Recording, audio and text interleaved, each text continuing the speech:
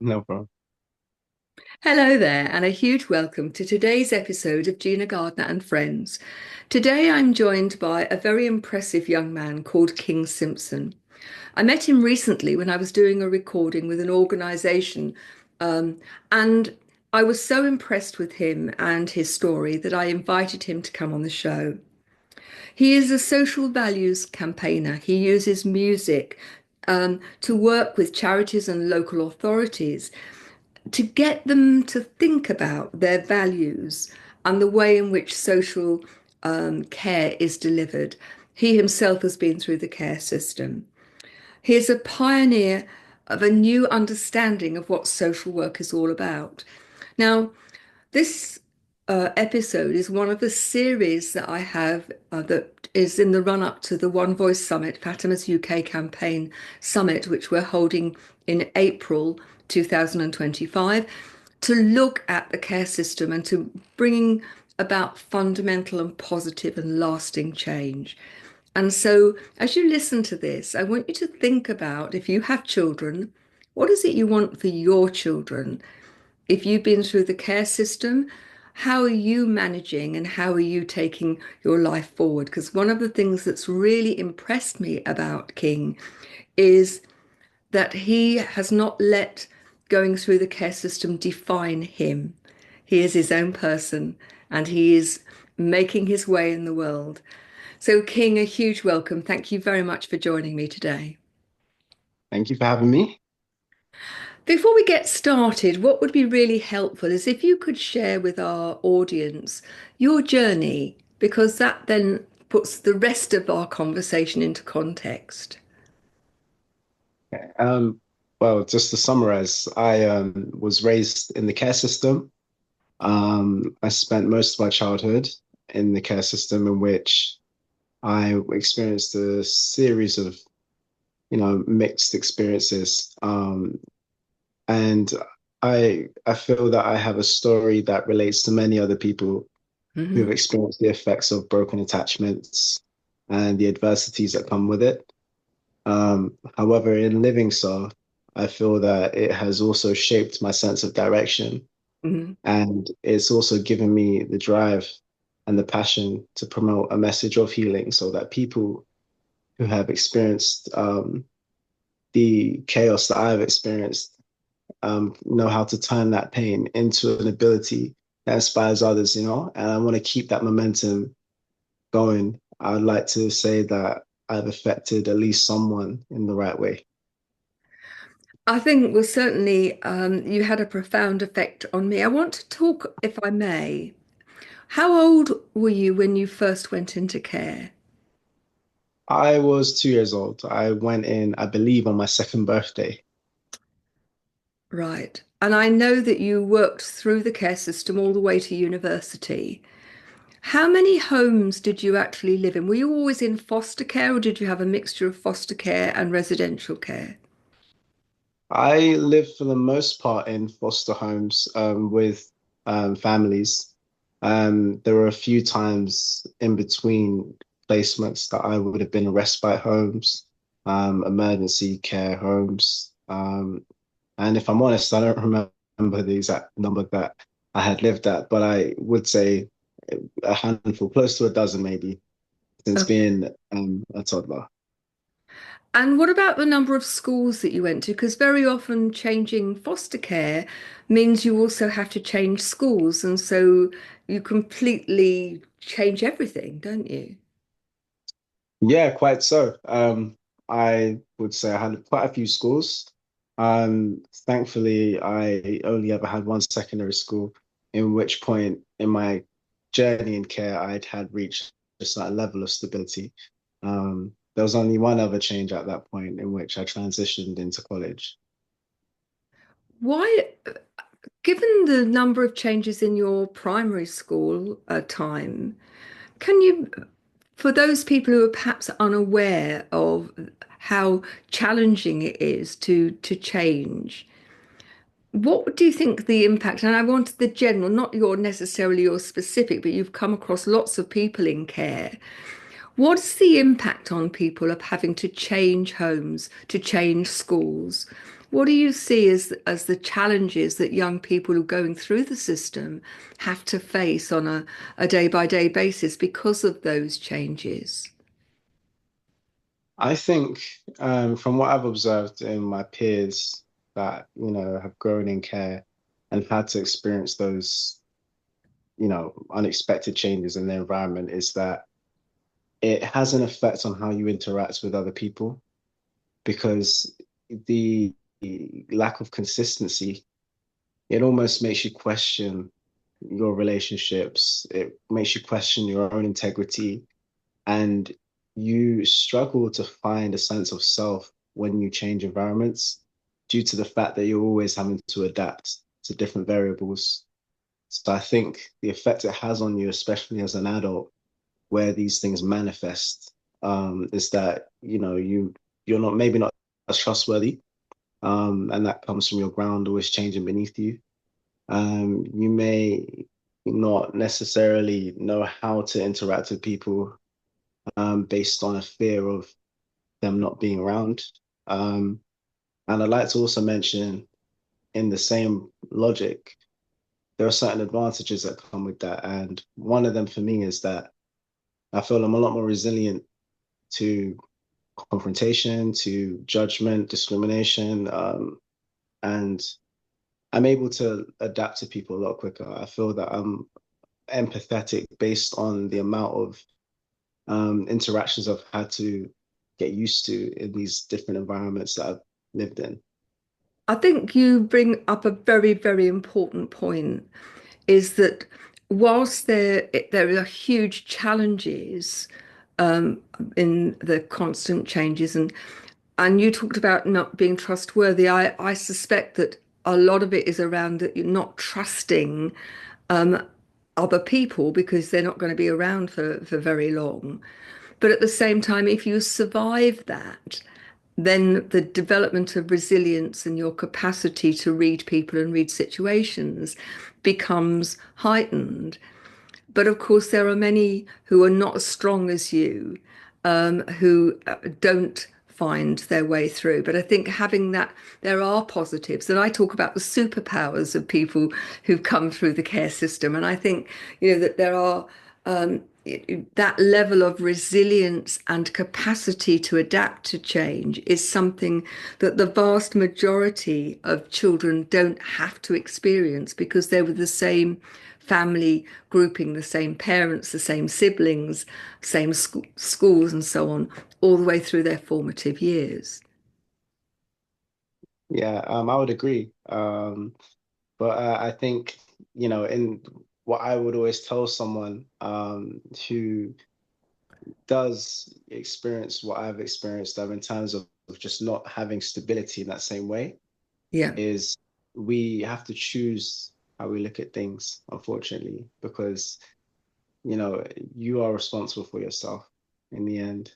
I grew up blaming the world a lot, to be honest with you. I was very bitter about things that I didn't have control over as I got older. But you come to a point where you realize the world doesn't actually owe you anything, um, and that the only way to progress, not just with your goals, but just with your own self-development internally, is that you got to realize that you have something that other people don't have. Um, and out of every situation that we go through, our human nature is to heal and adapt, whether you like it or not. That is what will happen. That is nature. And so you hone the things that you take from it. I'm quite grateful that I have the ability to maybe to walk into a room and be willing to learn about other people. It's something that was, I feel, I was neglected as I was a child. I never got to have as many interactions with people as I wanted to. Um, but that gave me a drive as well. It gave me an interest. And through that interest, I learned more about myself as well. What strikes me is that what you're talking about in terms of that the world doesn't owe you a living and the recognition that actually you have to have that relationship with yourself and heal yourself is true for everybody, whether they've been through care or not. It's just with knobs on, really, in terms of your experiences. Was there a catalyst that moved you from that place of blaming everybody, being bitter, to recognizing that it was down to you to take responsibility for your own healing and that the quality of your life was really going to be down to the choices that you made? Yeah, I would think, even as you've asked, I've probably having a little bit of recollection, and I'd say that the moment that I started to explore myself a little more, and maybe it was by chance, I took a wind of inspiration. Um, I found that I enjoyed it and that I had closure and that I had relief in knowing that once I discovered a few talents of my own, Hmm. I felt a tension that lifted off of me, a tension that I'd associate with my traumas. Um, and if I had perhaps done that a little sooner, I feel that I would have found my voice a lot sooner. And so it was the gauge of knowing what it feels like to cut yourself some slack that created a drive to do that more, to know what that is like to live like. And I think it also helped me rebel a little bit in a healthy way because I no longer complied to the norms that I was used to in being silenced or feeling as though my opinions, my voice didn't matter, which you become used to in the system that I was raised in, unfortunately. Um, so yeah, I would say at that point, that was where I'd become more understanding of myself, and I had a long way to go, but it was the start of understanding who I was that made me carry on to the point that I'm at now. How old were you, and what were the talents that you were talking about that made you recognize your self-worth? I think I was about 15, maybe 16, in between that age. Yeah. And at that point, I still had, wouldn't say I had the best idea of who I was, but it was the beginning, where I had did a public speech for the Jack Petchey Award. I didn't win. I was a regional finalist, but it was the first time that my foster carer at the time ever saw me in that light. And that was because even my foster carer was used to seeing me quite reserved, quite to myself, quite in my own head, very, very introverted, quite a low self-esteem that I often put on or carried myself as until I was given the opportunity to be on stage and have a room full of people all interested in me and not fearing not being understood for that moment. The Jack Um, Petchey Award is something I'm not sure whether it's international, it's certainly national. Getting to the regionals is a pretty big thing, so congratulations. thank you very much. Was that somebody at school who had recognized your worth and put you forward? It was actually, we had a competition within my school. Hmm. And I believe so I had managed to get past the level of my school. There was another young person at the time. And then we had both gone to there was two stages above that in which the second was the regional final. Um, yeah, where I'm not sure which place I came, but I didn't become top three. But yeah, I was happy with the finalists. But you've done pretty well. One of the things I've often said is that we need somebody to believe in us at times when we don't always believe in ourselves. At the school, did you put yourself forward for the Jack Petchey Award, or did somebody nominate you to go forward for that? I think it was suggested to me, Mhm. and then the rest was left for my own sort of courage. Um, it's something that I If feel you've that never done I public speaking, to go and do something of that ilk, because you're talking to a large number of people, aren't you? it was a few hundred, which is, at the time that's massive compared to what I was used to. Yeah. Um, but yeah, I think it was the fact that I'd given myself the chance. It's very easy to shoot yourself in the foot based on your past and your adversities. But I think that's where I say the word rebel. That's what I mean. It's almost like rebelling against your inhibitances. You know, for everybody who's listening to this, whatever your circumstances, there is a lesson here that King is offering you, which is that there comes a time when you need to step up and step out of your comfort zone and do something you're not used to. And recognize that actually, when you give yourself the opportunity, you'll be amazed at what you can do. Now, I, for many years, have helped people who want to be confident public speakers. And there'll be many people who are listening to this where their idea of hell is to stand up in front of people and to speak publicly.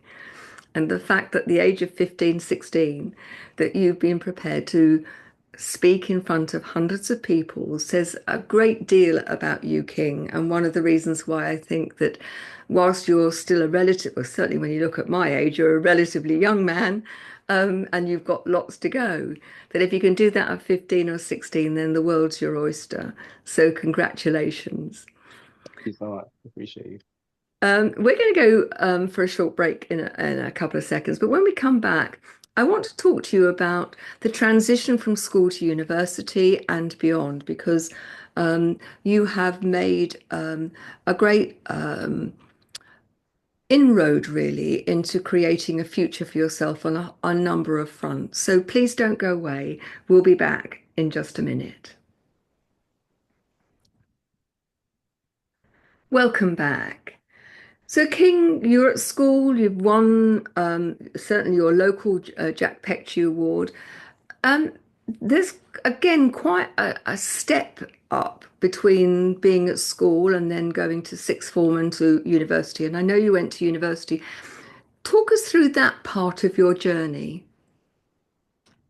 Well, I'd I'd say that they were all very drastically different between secondary school, Mhm. college, and then my brief time at university.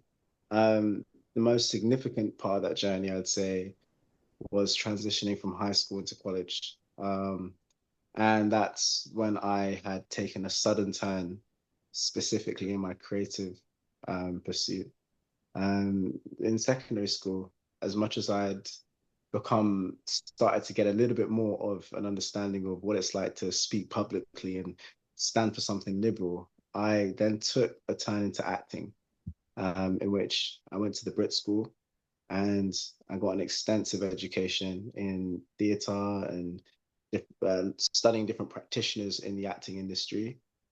And I personally think at that point in my life, it was such a pivotal moment and such a confusing moment as someone who was in their last years of foster care that I chose acting because I felt that it would teach me almost how to be a person, um, which is something that I had always struggled with.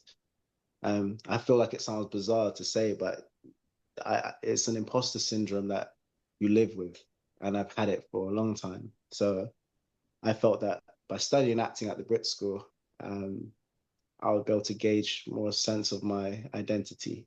Hmm. Um, I had a great time, and with my education, I then went took a passion in music.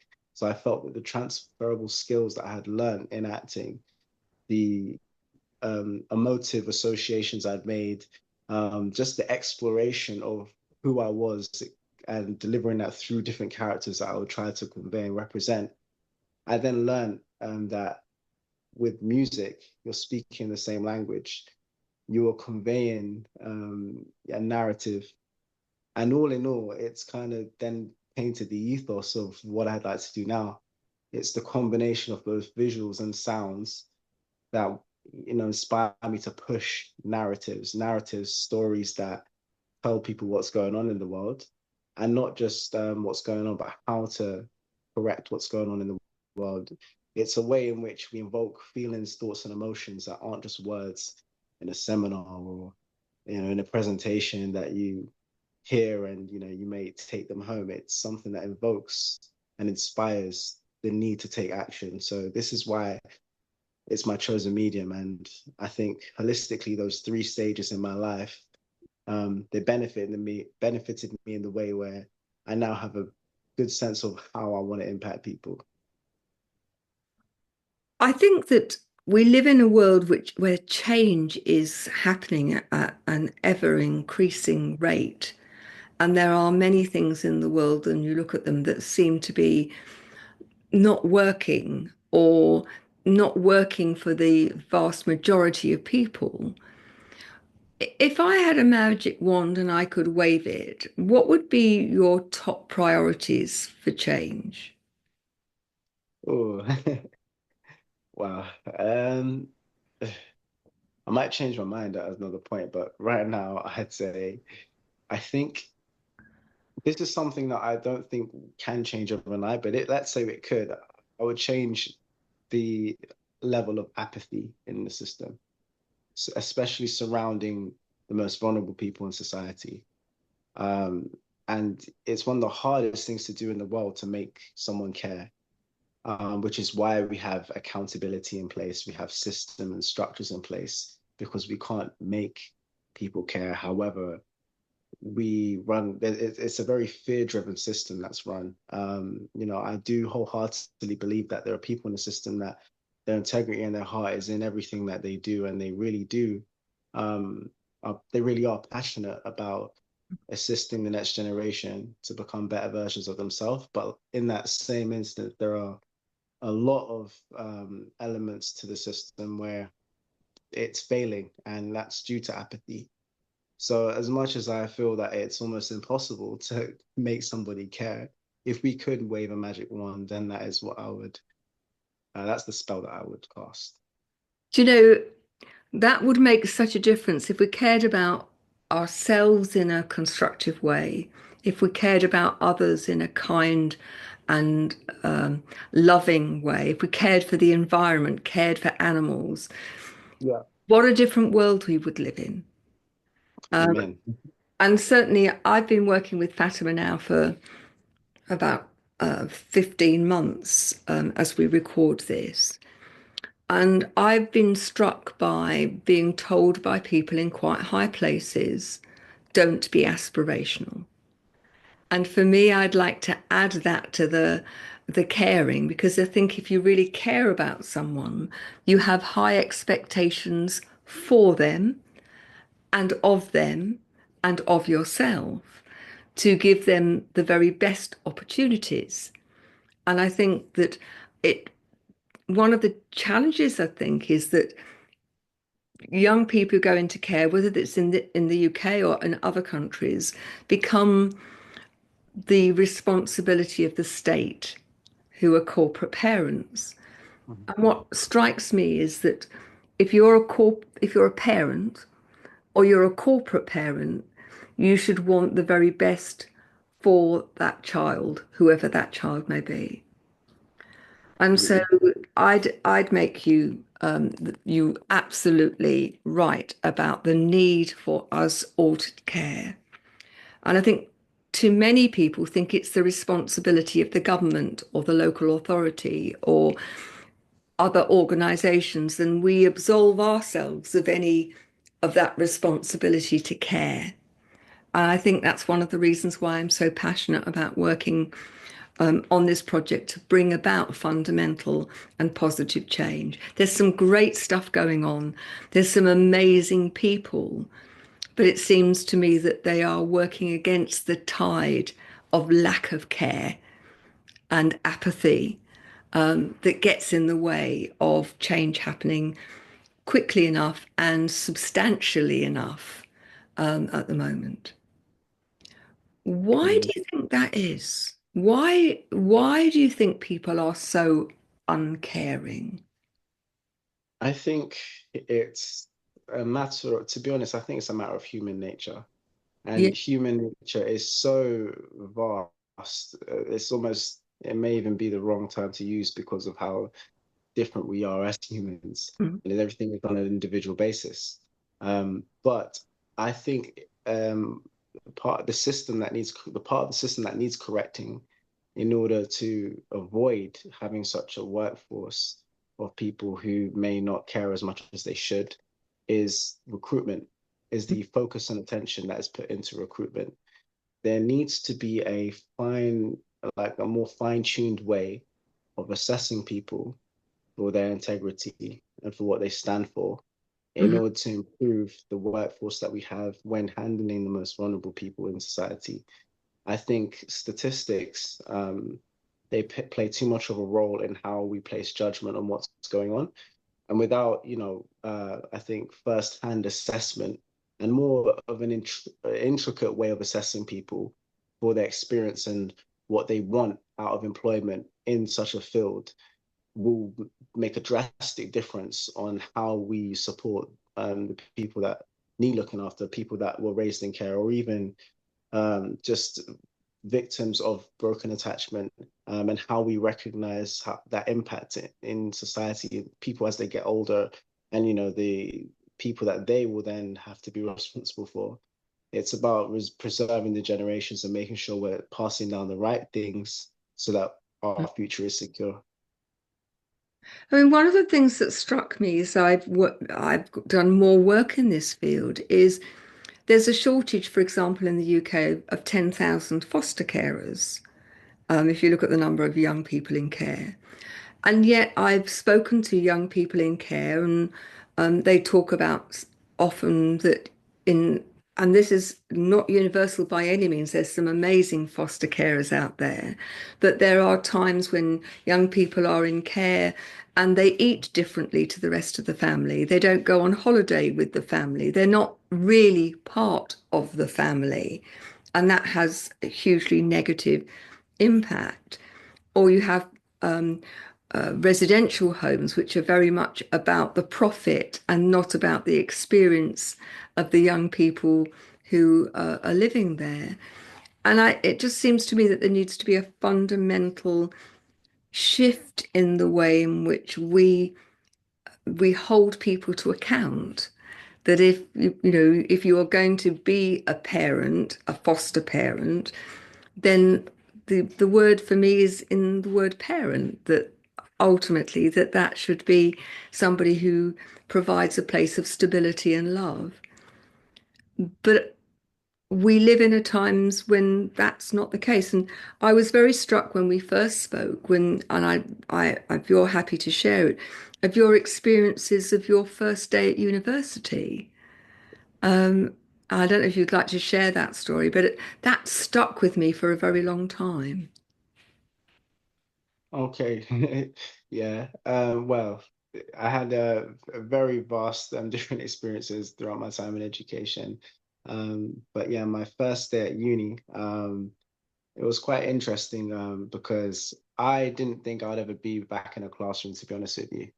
Um, and I went to uni for a very brief period, to be honest. I dropped out of uni eventually because I felt that I didn't want to be in an institution where I was just starting to learn more about my passion. I felt that it was taking away from my drive as an artist. And but the very first day was interesting because it was like I had realized the crossover between what one thing I was so passionate about in acting, and then I was combining it. It was the moment I had combined my initiation into music. Um, and I felt that the people that I was around at the time, this was in the Academy of Contemporary Music in Guildford. Um, I felt it was a very different environment. This was outside of London. It was something I wasn't used to, but it was very encouraging. It showed me that there's a lot more out there, and there's a lot more types of people in the world, and that I had a lot more to do in terms of my own social development. Um, I had a long way to go, and I think it was refreshing to know and get a gauge on how far I had to go in that aspect. I feel that at that time it was a very rocky period of my life. It was as I was coming out of foster care, and it was a pivotal moment for me. I think also part of the reason I didn't stay in university was because of that period of my life where I was unstable. I was only just learning what it's like to be completely independent of the system. Um, but the one good thing that I did take away from that was that I had a more refined idea of what I wanted to do. And so I went on my creative journey and I did it in a way where I was comfortable, that I wasn't committed and bound to a classroom, which I had been my whole life. Um, and now I'm here where I am now, and I'm grateful for the route I've taken because it's allowed me to build more networks with more autonomy as well. Talk us through that first moment when you were dropped off at university. Well, I think I was quite nervous to be honest with you. I had a lot of issues with social interactions, so I think the combination of me having this almost abandonment issue where I left care, combined with the whole element of having to, your first day at uni, which I'm sure everyone finds they're apprehensive about. Um, I was inspired by the amount of talent that was around me, but I didn't feel that there was many people could that I was similar to or had was of the same demographic as myself even. Um, there wasn't anyone in particular that I would share my experiences with, other than my college, where I just come from. I wasn't able to confide in people, to be understood, so that I could make those interactions and those important relationships. Um, and I think that was just the nature of how my circumstances came to be. Um, However, in saying that, I think it was the start and the beginning to building my self-esteem because I needed that exposure. Um, and there's a certain amount of unfamiliarity and discomfort that I think is healthy as well. So that's what I would have taken away from there. My understanding is that when it came to holidays when you were at university, there was an expectation that you'd just sort yourself out, that you'd have to leave the university and find accommodation. I think that's pretty common, isn't it, for children who leave care, that they go to university, but there's nowhere for them to actually go back to at the holidays. They've got to be independent in those times. Is that true? I'd say so, yeah. But especially if you don't have the support of your own parents, um, it's, unfortunate, but me myself, I was housed by the local authority, but where I had gone to university in Guildford, that may have also contributed to the reason why I eventually dropped out because I couldn't afford to commute, nor could I afford to live on campus in Guildford. And there are a few people that I know of who've had a similar situation where it's almost stunted their education, literally because of their lack of stability. And it's also having the skills to know how to establish yourself in a home properly during that period of time that people typically go to university. So it's a combination of, what's available, the resources, and also your own understanding of putting yourself in the right position.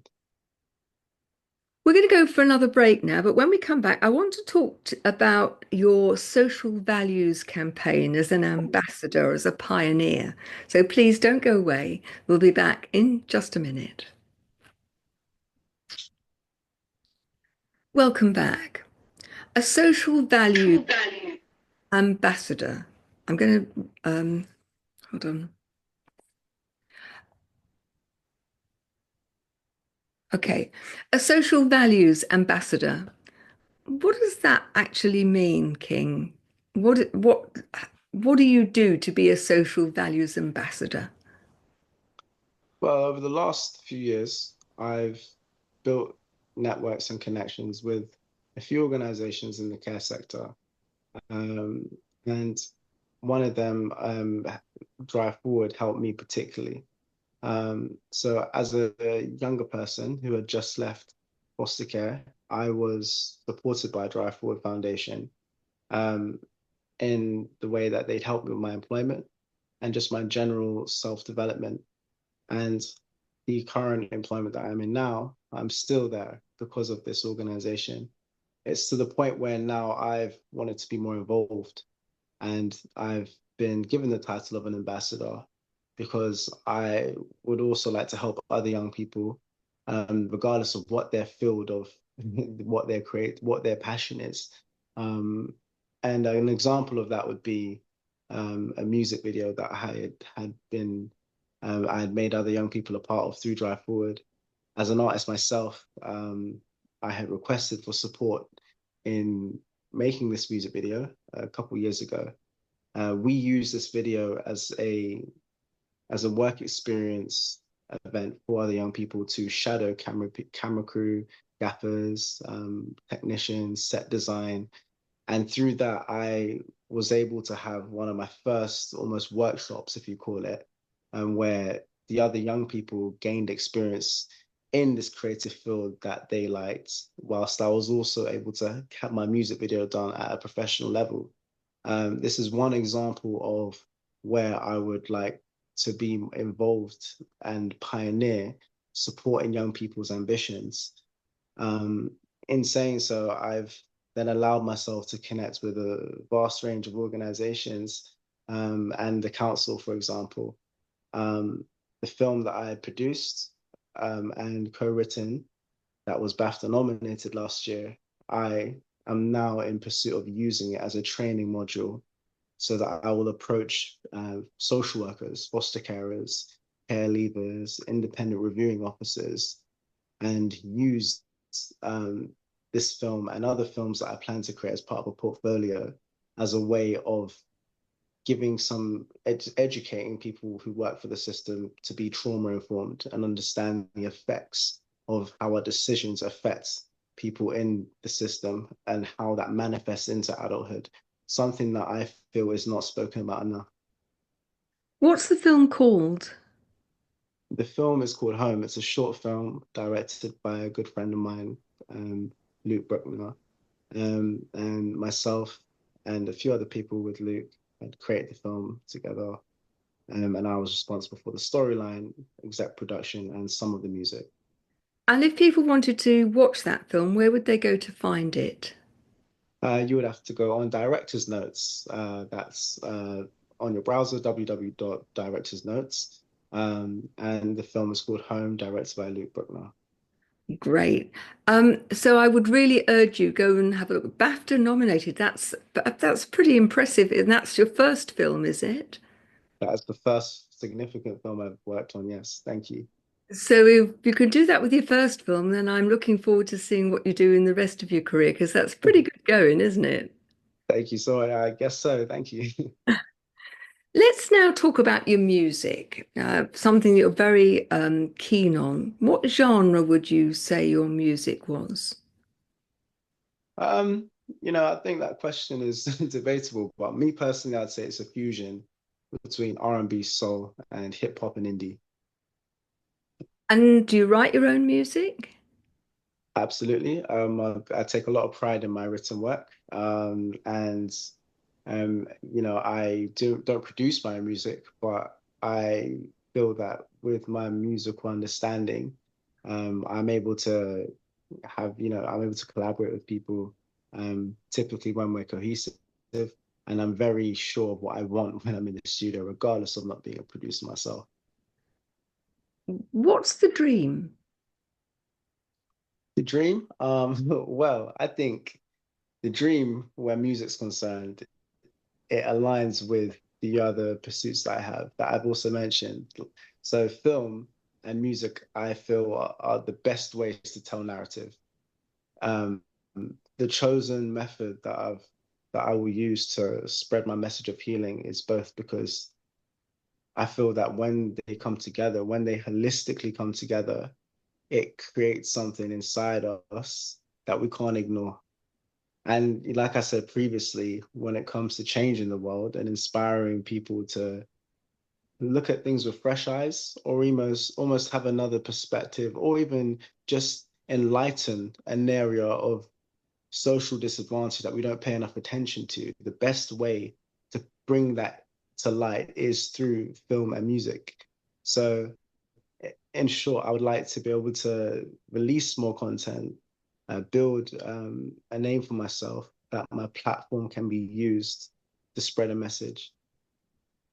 Why do you think that film and music is so powerful? Because there's no doubt that it is, but why are those vehicles so powerful, do you think?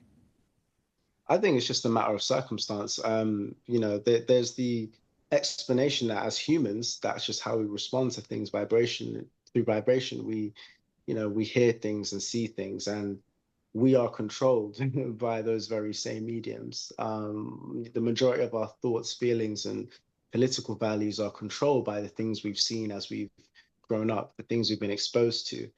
So I feel that in order to, correct our thinking and our attitude towards things, we have to use those same mediums that are used to, shape our idea of society.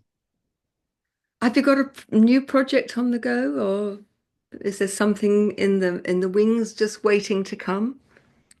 Yes, there is. I wouldn't be able to give you a title because we don't have one, but we are. I am writing a film as we speak, and that is in conjunction with the portfolio that I'd like to create to Yeah. include in film itself. So it's just an extension to this portfolio in which I would like to use it all as a training module. And what are the elements that are going to be in this particular film?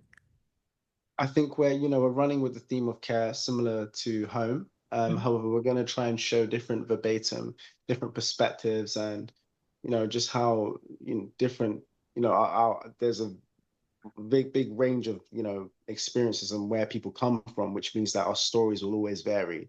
However, I'd like to show as much of that within the fostering and adoptive system through film and using the music of people who have also experienced those things themselves. Sounds great. Have you got Thank you. a time scale for this to be done? Well, if I'm being optimistic, I like the first quarter of next year. Well, look forward to hearing about it. We're Thank you. going to go for another break now. When we come back, I want to talk about the care system and about the things that you think would make a significant difference. If absolute, there must be some things that if we could, we've talked about people caring more, but what practical things do you think would make the difference to the quality of experience that people have? What would help resource those youngsters who've already been traumatized because they've had to leave their family home, often under difficult circumstances? You know, I'd like have from your perspective as not only having been through the system yourself, but also having so much contact with other people through the system, through all of the work that you've been doing. What are the fundamental changes you'd like to see in place? So please don't go away. We'll be back in just a minute. Welcome back. So, King, not to put you on the spot, of course, but ultimately, there'll be things that you'll have seen patterns that if that could change, it's going to make a difference. What would you like to see changing within the care system, the practical things? Practically, well, I would say that so the first thing is that I think in order to make change in the system, you would have to have experienced, some aspect of the problem yourself. And I am not convinced that anyone who is in a position of authority or power can make significant change if they don't know what the issue itself is, if they haven't experienced it themselves. Um, and that's not personal, it's just a matter of circumstance. We tend to be better at tackling an issue when we can empathize with it. And with that being said, I feel that there needs to be more people in the sectors of the system where they have a duty of care, who are care experienced, or who have lived alongside care experienced people enough to be able to be relatable, and then know what effective decisions to make. So that is that um, I would say that we need to have more accountability, a way of making people act correctly in the system, because too often when misconducts happen, or we don't do our jobs correctly, it's not it's not accounted for. Okay. And therefore, if it's not accounted for, you know, we don't do enough about when things go wrong, and therefore there won't be no change. However, I think people, when they know that there is more accountability in their role, you're more likely to have more effective results. You're more likely to have people who care more because we're being watched. Um, in that same sense, I think that people should be paid more for their roles that they do in the care system, because there is a correlation between being paid more and an increase in accountability means better results. I would agree with, I mean, with a lot of what you say. I want to take each point, if I may. Having more people within the care system, working within the care system, I think is a great idea. But of course, it's a two-way thing. You've got to have Yeah, people who've been through the care system applying to be within the care system. Um, I suppose the bit that I'm going to challenge you a bit in is that it's having the empathy and an understanding when you haven't necessarily been through the same experience. And I think it is possible, my personal view, it is possible to have empathy and an understanding from the outside looking in, if you're open to it. But I do absolutely accept that if you haven't got people within, particularly the decision-making process, who don't have an understanding, an empathy, a recognition of what the challenges are, then they're going to make decisions based on something that's actually not pertinent to the situation. yeah. And I think I agree, and I'd say the way we get around that, I think the question is tackling how do you create that empathy and understanding, because we can't just force someone into a situation they've never been in. No. um, so what we then do is that we get the voices of these people who have been in that situation, and there needs to be more of a focus and fundamental drive and support in that pursuit, so that we have the voices of these people on on the pedestal. We have those voices broadcasted. Let that be what our corporate parents use as their training, as their mantra almost. It needs to be verbatim from the young people, because I totally understand that it's not our fault. It's not your fault that you don't understand. But what is important is a willingness to understand. And with that willingness, that's when the change begins, because you can focus your actions on what the young people want to see and what would actually be beneficial to them. I think that's so true and so powerful, King, that ultimately there's got to be a willingness to give young people the opportunity to have a voice, and when they have their voice, that you're prepared to listen and to take on board what they say, which is one of the reasons why you're on the show now, have using your voice, hopefully, will have an impact on people who are listening. So thank you. The second thing is more accountability, and I couldn't agree with you more. And for those of you that are listening who may not be aware, for example, in the UK, if you are someone who is in the child minding, you're an official childminder, you have to be on an official register. You are inspected on a regular basis. If you're a foster carer, you are not registered other than with an agency or with a local authority, and you are not inspected on a regular basis. And so there is in the UK a situation where if you're a foster carer who's struck off by an agency or by an LEA, you can then go and sign up with another one who wouldn't know that you'd been struck off. And I believe that that makes huge safeguarding issues. And so one of the things that we're fighting for, or are going to be, and it's within our 5-year plan, is that all foster carers have to be registered, and that there should be inspection going on, and that in residential care, There are inspections, but none of those criteria are specifically about the child's experience. And so we think that that's pretty fundamental. Is it truly a home, or is it a holding place? So I think a lot of what you say, well, all of what you say is really pertinent. And I think, we are adding our voices to yours, and that's the whole purpose of the summit, is to get some of these fundamental changes in place. I also think you're absolutely right about we need to remunerate people who are in working within the care system properly. They're often on minimum wage. They're not given kudos within society, and yet they're doing, I believe, one of the most important jobs, which is to care for those who've already been traumatized, who are in care through no fault of their own, and who need love and stability. Um, but they're very often looked after by a transient a group of workers because as soon as they can find better paid, better conditioned employment, then they'll go and find that. So there's this constant um, turbulence in terms of the people who work in the system. And to be fair, it's true of the care system for the elderly too.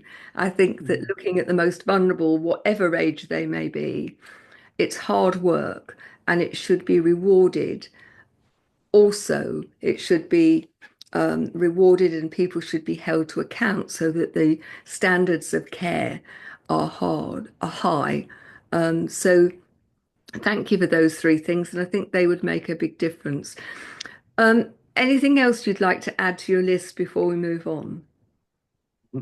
Well, I think the opportunities that do exist for people who need them, and I mean opportunities surrounding, your career, health, mental well-being, all of the facilities that we have as the system with the duty of care. It's a matter of them needing to be broadcast better. I grew up with a few people who in foster care who may not have known of support that was available. And I think one of the things I'm grateful for is that I've always been very inquisitive. So I've always liked to turn things on their side and look at them at all angles just to get an idea of them. Yeah. But without broadcasting what's available, there's no point in these facilities being there because a lot of young people aren't aware that they exist. So I think there needs to be more of a focus on not only creating opportunities, but letting them be seen and heard of.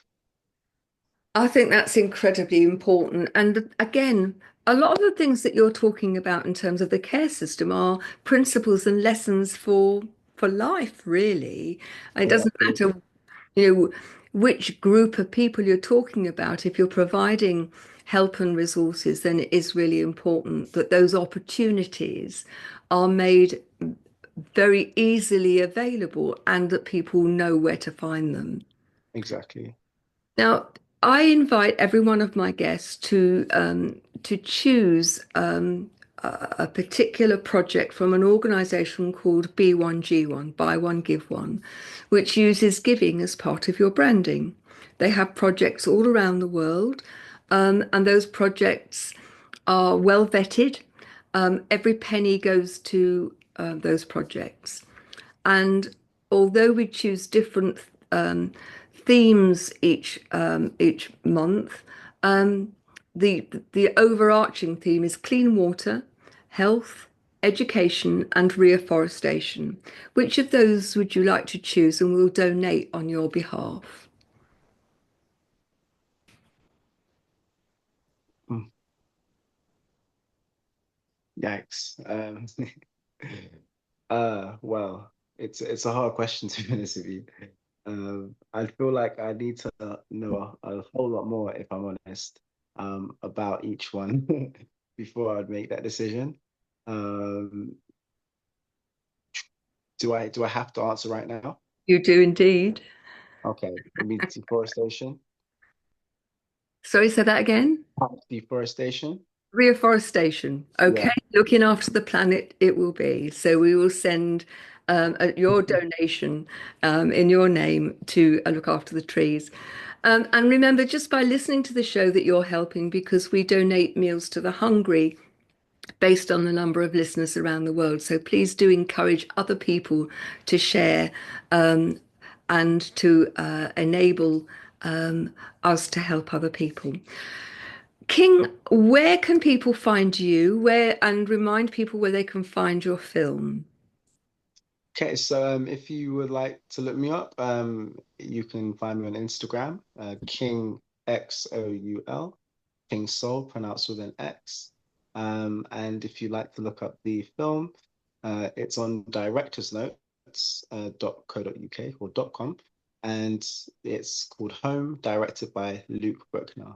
You'll find my credits at the end of the film and the bio as well. Thank you. And I know that your music, you don't go by King Simpson. So if people wanted to find your music, where would they find that? Oh, you would just type in Soul, and that is spelled XOUL, and it should be the first profile that pops up. Brilliant. Thank you very much. It just remains for me to say a huge thank you for being on the show and to wish you well. I think you've got a great future ahead of you. And thank you for sharing your experiences. Thank you so much, and thanks for having me on the show as well. It's been my pleasure. And thank you very much for listening to the show. I'd love to know what you think. You can contact me at Gina Gardiner and Friends at gmail.com. And I'd love to hear what you know, what you think. Also, if you are a great musician and you would like to be on my other show, Gina Gardiner Showcases Tomorrow's Talent, you can find the application form at Gina Gardiner tomorrowstalent.com. Just complete the form, and you'll have an opportunity for to apply to be interviewed and to play four of your tracks. And I'm looking forward to the time when King's going to come and share his music on that particular show. But that's Gina Gardiner, tomorrowstalent.com. GinaGardiner, tomorrowstalent.com. Thanks so much for joining us, and I look forward to seeing you on the next show. Bye bye now.